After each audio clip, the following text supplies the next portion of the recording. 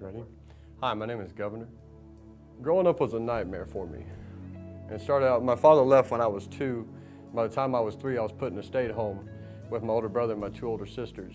And it's where my spirituality started, but it was being taught to me in a very negative way. And it's also where my drug abuse and alcohol began. At age 9, my mother and stepfather came and got me, and my other brother and sisters, and took us out of the home. And for the first couple of years, things were great.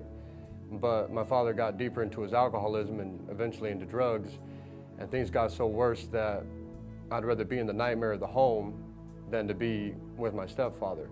And this continued until I was 18 when I joined the military. By the time that I came out of the military, I was in a downward spiral of abuse and addiction. I had 27 addictions.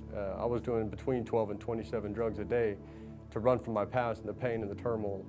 I clearly remember when I hit bottom. I was sitting there trashed out with a needle in my arm, and the Holy Spirit came to me. He told me that no longer will I be able to hide from this pain. No longer will He let me run from it, no matter how high I got. Not long after that, I met up with a dear friend of mine, Chris Thomas. Chris chose to see something in me. He wouldn't let me go. He didn't beat on me, didn't banter me, but he came lovingly and politely and just began to question me, to make me question the authoritative power of my God, Satan, what He done for me, how He healed me, did He love me, how He blessed me, telling me that my wiggle room was being closed off, that God was shutting my wiggle room down to where eventually I was going to have to face God. Well, shortly after Chris had helped me recommit to Christ and gave me a wonderful church to be a part of and a life group, he got me into the Salvation Army in Tulsa, the ARC Rehabilitation Center for my drug abuse.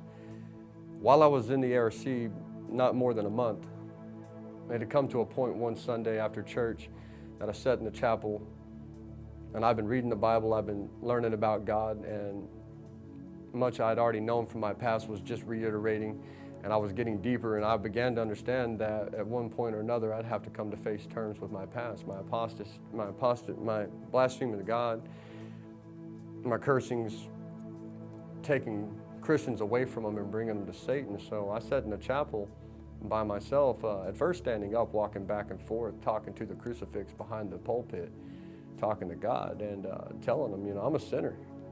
Your grace is too much. I don't know why you're going to save me, why you choose to save me. I don't know what you got planned for me, but whatever it is, as I lay my life down for Satan and the drugs 100% with no question, I'll lay my life for you. I'm yours. Do with me as you will.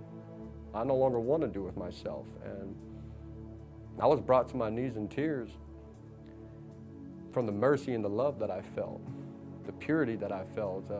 I was reassured that it's going to be all right, that we're all sinners, we all fall short, but we got that Holy Spirit that's around us all the time. And when we accept Christ, when we start to try to search for Him, He comes inside of us in the Spirit. And that's where people talking to you and on the radio, the music, and people around you, you get this stirring, this gut feeling that it's right. There's something pure about what's being said here. There's something correct about what's being said here, and it's God nudging you. Man, God, He is a gracious Redeemer. I'd like to thank Chris for helping me understand that I need to commit to Christ, showing me the way to commit to Christ. I'd like to thank Chris and Kim both for their life group, for the fellowship. It really helps me, in times when I'm down, when I'm hurt. I'd also like to thank Debbie Pope and Teresa Rosales at the shelter that brought me in from where I was at. They saved my life. I was at a point where I was 2 steps off the gutter. I was 110 pounds dying, and they brought me in, took me in, refused to let me do my drugs, refused to let me live that life. Whoever finds God finds life.